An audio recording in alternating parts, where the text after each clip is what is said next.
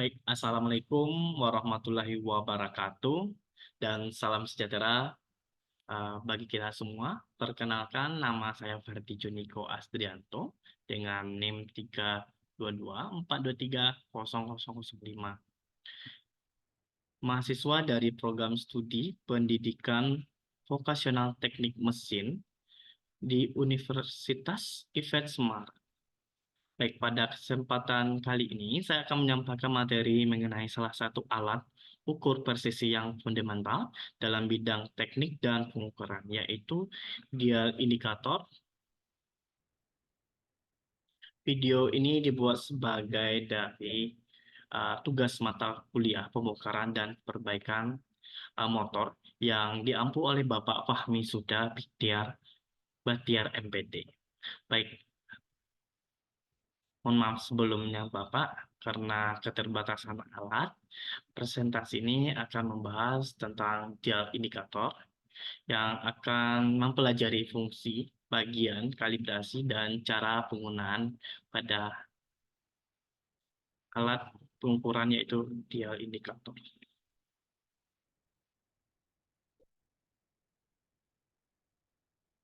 Baik, apa itu dial indikator? Boleh kita lihat pada alat ukurnya, dial indikator sendiri. Ini dial indikator melakukan pengukuran pada benda kerja. Baik, kita fokus pada fungsi utama pada dial indikator. Yang pertama yaitu mengukur penyimpangan kecil pada posisi atau dimensi benda kerja secara presisi tinggi. Yang kedua yaitu digunakan untuk memeriksa keolengan atau round out pada poros atau benda berputar. Kemudian untuk mengukur kerataan dan kesikuan pada permukaan. Kemudian konsentrisitas dan kesejajaran dalam melakukan pengukuran komponen mekanik.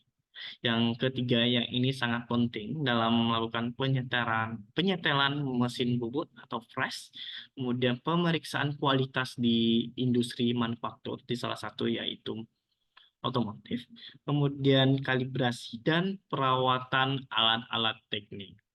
Kemudian melakukan aplikasi atau pengaplikasian alat dial indikator sendiri, yaitu memeriksa keolengan atau round out, yang salah satunya pada piringan rem atau disc brake, kemudian poros engkol, crankshaft, roda, dan hub roda.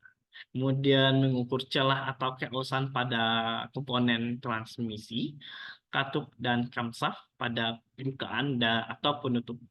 Kemudian flywheel dan cox plate. Kemudian melakukan pengecekan kesejajaran antara komponen yang berputar. Salah satunya volley mesin, drift shaft differential housing. Yang terakhir digunakan saat overhaul mesin, yaitu untuk mengetahui tingkat kehausan silinder, kemudian mengecek end play force angle, dan mengatur SIM atau spacer secara presisi. Baik, saya akan menjelaskan bagian-bagian dial indikator. Yang pertama pada jarum panjang atau jarum penunjuk, yaitu fungsinya untuk menunjukkan besarnya perpindahan plunger dalam satuan milimeter atau inci. Kemudian yaitu jarum pendek untuk menghitung putaran, yaitu menghitung jumlah putaran penuh dari jarum panjang dan digunakan untuk mengukur total. Kemudian yaitu outer ring, yaitu cincin luar yang bisa digunakan untuk mengatur posisi nol pada skala.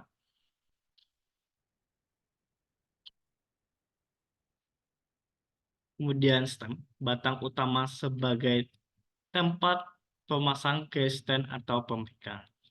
Dan selanjutnya spindle atau plunger, bagian yang bergerak naik turun permukaan benda kerja yang.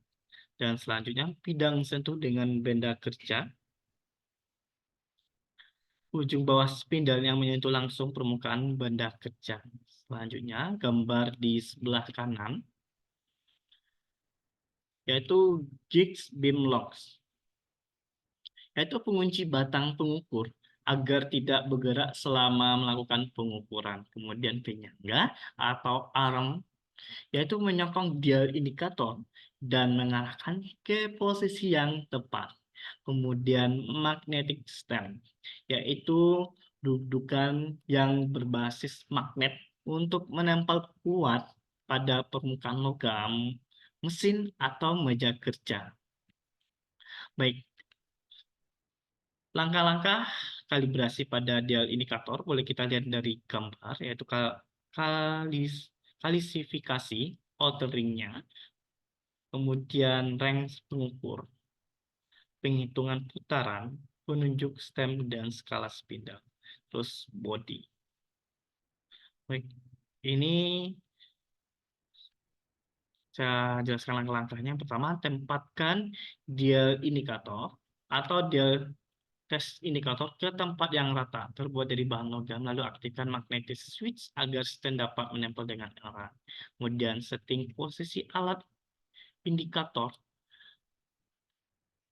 agar spindle dapat menyentuh objek yang akan diukur secara tegak lurus. Baik, mungkin saya buka di YouTube bagaimana langkah-langkah kalibrasinya.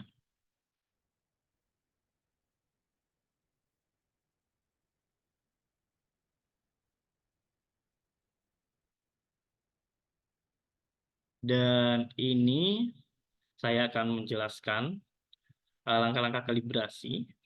Videonya tidak saya putar, cuma sekadar menjelaskan dari gambarnya.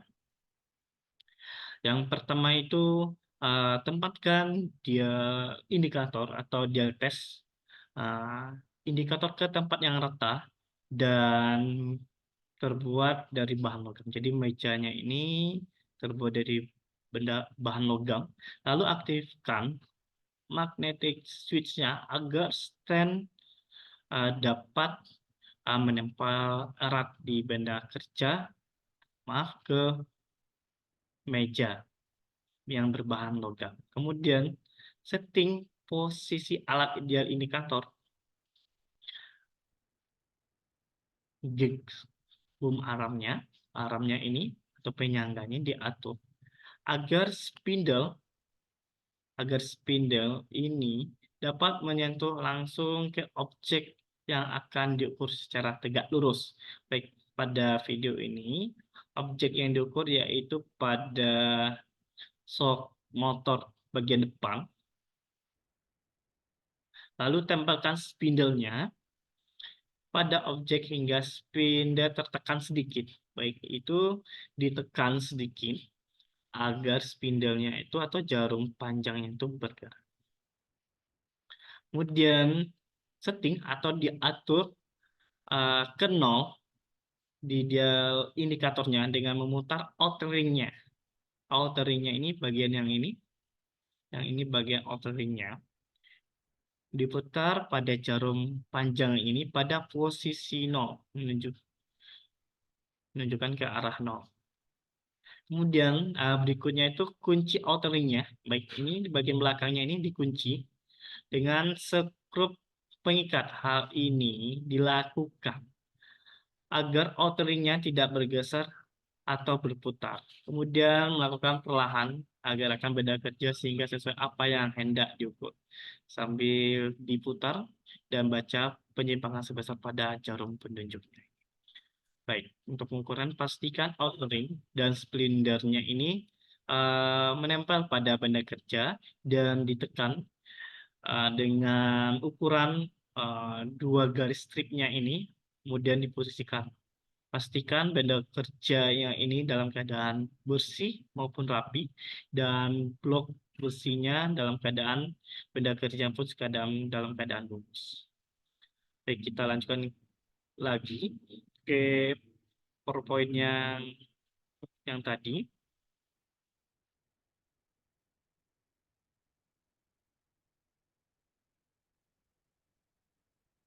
Ini langkah-langkah kalibrasi yang saya jelaskan.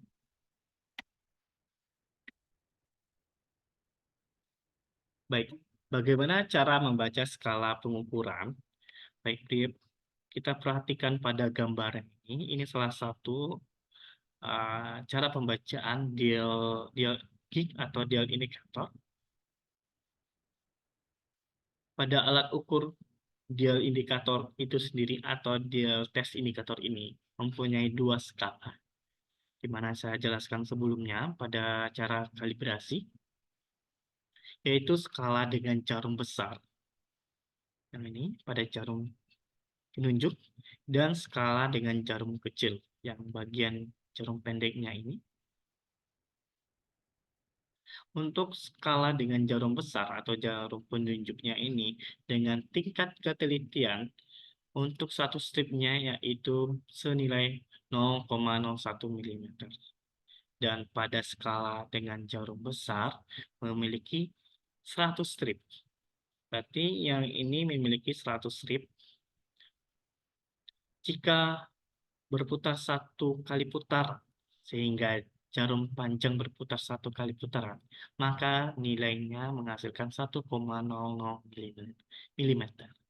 Dan skala dengan jarum pendek, yang bagian gambar yang bawah ini, jika panjang jarum panjangnya diputar satu putaran, maka jarum pendek bergerak satu strip. Baik. Gambar ini sebagai contoh bagaimana cara membaca skala pengukuran. Baik, jarum panjang ini atau jarum besarnya ini menunjukkan di stripnya itu di angka 7. 1, 2, 3, 4, 5, 6, 7. Di angka 7. Baik, dari setiap strip bernilai 0,01 mm, berarti 7 dikali 0,01 mm, maka yang hasil yang didapatkan yaitu 0,07 mm. Kemudian kita lihat pada jarum pendek atau jarum kecilnya ini menunjukkan di angka 4. Di angka 4. Berarti pada jarum panjang atau jarum besar ini sudah berputar sebanyak 4 kali. Maka yang didapatkan 4 dikali koma yang di jarum panjangnya ini, yang tadi yaitu 0,07. Berarti 4 dikali 0,07 sama dengan berarti yang didapat yaitu 4,07 mm pada contoh gambar yang ini. Nah, ini contoh yang tadi. Pada gambar di atas, posisi jarum menunjukkan ke angka 7. Yang berarti yang ini bisa dikatakan hasil pembacaan dial gignya 7 kali 0,01 mm. 0,07 mm yang dikalikan. Kemudian sementara jarum pendek yang menunjukkan garis keempat, artinya jarum panjang telah berputar sebanyak 4 kali. Sebanyak 4 kali, maka menghasilkan di jarum pendeknya itu di angka 4. Maka hasil pengukurannya adalah 4 ditambah 0,07. Maka hasil yang didapatkan yaitu 4,07 mm. Kemudian mengukur keolengan benda kerja. Baik, untuk mengukur keolengan benda kerja, bisa saya jelaskan pada YouTube.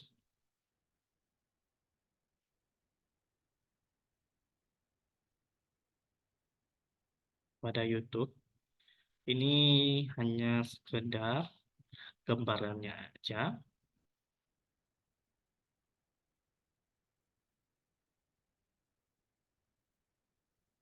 Yang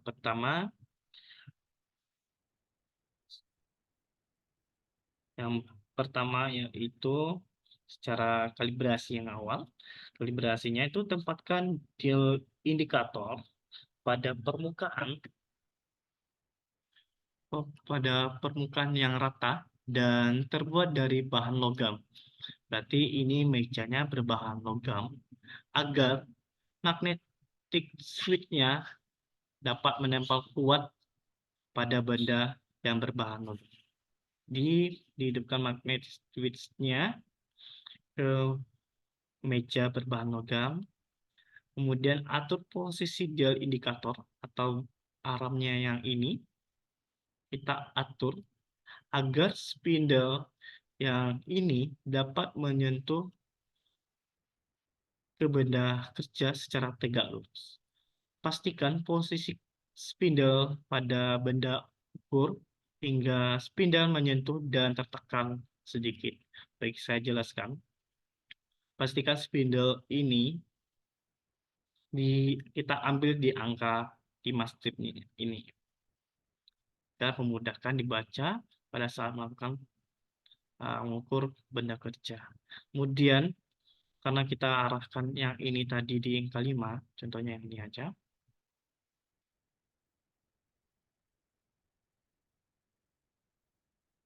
Yang ini, pada angka 9, jadi kita putar outside string-nya, atur ke angka 0,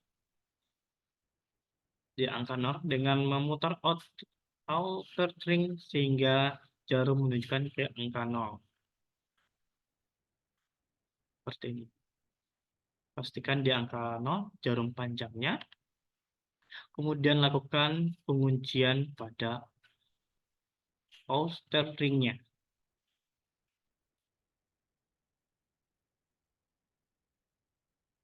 Penguncian pada outer ring-nya. Kemudian kunci ringnya dengan sekrup pengikat pada bagian belakang yang agar tidak bergeser ataupun berputar. Kemudian lakukan gerakan pada benda kerja yang mau diukur, yaitu pada batang shock pada motor. Kemudian putar secara perlahan-lahan, kemudian sesuai apa yang hendak diukur. Kemudian lihat penyimpangan terbesar pada jarum penunjuk dan kemudian kita lakukan catat hasil pengukuran.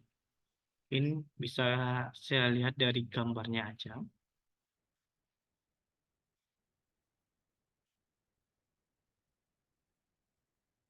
Baik, ini bisa kita lihat dari tingkat keolengan pada shock motor. Saya ambil dari gambarnya aja, yaitu di jarum panjangnya pada posisi di 2 strip dan jarum pendeknya itu pada posisi angka 1.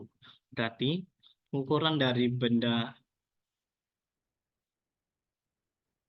shock motor ini di 1,02 mm.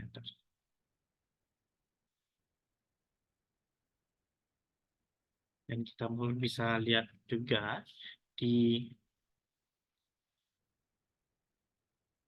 Google.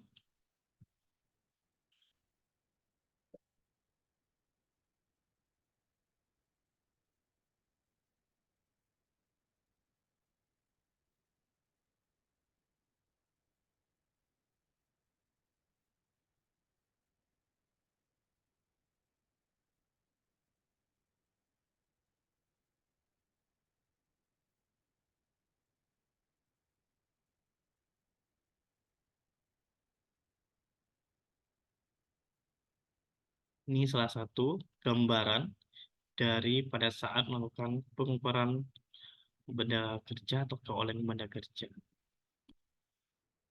Kemudian hasil yang ini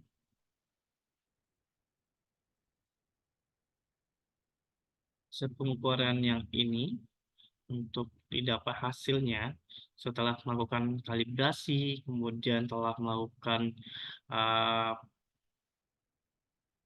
pengukuran alat pada camshaft, yaitu hasil yang dapat diukur yaitu di angka dom dan posisi jarum yaitu di angka 1. Ini bisa jadi pada saat melakukan kalibrasi spindle-nya ini ditekan di angka 1. Jadi di angka satunya ini tidak bisa dihitung. Jadi pada saat melakukan pemutaran stripnya ini bergerak di 2 strip atau 3 strip, berarti yang dapat dihasilkan yaitu 0,02 mm. Mungkin lebih jelasnya kita bisa cek secara pribadi melalui YouTube dan lebih lengkap dari hasil yang saya jelaskan ini. Demikian dari penjelasan saya, yang bisa saya dapat simpulkan. Dia indikator ini sangat penting untuk mengukur presisi. Pemahaman yang baik membantu memastikan kualitasnya. Baik, secara umum, dia indikator ini adalah alat ukur presisi yang tinggi yang digunakan untuk mendeteksi penyimpangan kecil dalam posisi atau dimensi suatu benda kerja. Hmm. Hal ini sangat berguna di bidang teknik, khususnya di otomotif dan manufaktur, untuk memeriksa keolengan, kerataan, kesejajaran, dan keharusan komponen. Dengan menggunakan alat dan kalibrasi yang tepat, dial indikator mampu memberikan pengukuran yang sangat akurat dan handal. Mungkin demikian yang bisa saya sampaikan dari penjelasan singkat saya, bagaimana fungsi, bagian-bagian, dan cara membaca alat dial indikator pada alat pengukur. Mungkin saya menyadari keterbatasan alat yang saya sampaikan, karena hari ini saya menyampaikan secara presentasi, dan saya juga menyadari keterbatasan alat juga. Sehingga penyampaian saya juga belum sempurna. Semoga materi ini dapat memberikan pemahaman yang jelas dan bermanfaat. Mohon maaf sebelumnya Bapak dan teman-teman sekalian, terutama dalam menunjang kegiatan perkuliahan di bidang teknik dan cara membaca alat dial indikator. Semoga materi ini dapat memberikan pemahaman yang jelas dan bermanfaat agar teman-teman dan Bapak sekalian terutama menunjang kegiatan perkuliahan di bidang teknik dan pengukuran. Dan saya menyadari bahwa dalam penyampaian ini sangat-sangat terdapat kekurangan. Oleh karena itu, saya sangat terbuka terhadap kritikan dan saran yang membangun. Baik, jika ada pertanyaan dan diskusi lebih lanjut, kita bisa berdiskusi di kolom komentar dan pada saat materi dengan Bapak. Wah, mungkin itu yang bisa saya sampaikan. Terima kasih atas perhatiannya. Wassalamualaikum warahmatullahi wabarakatuh.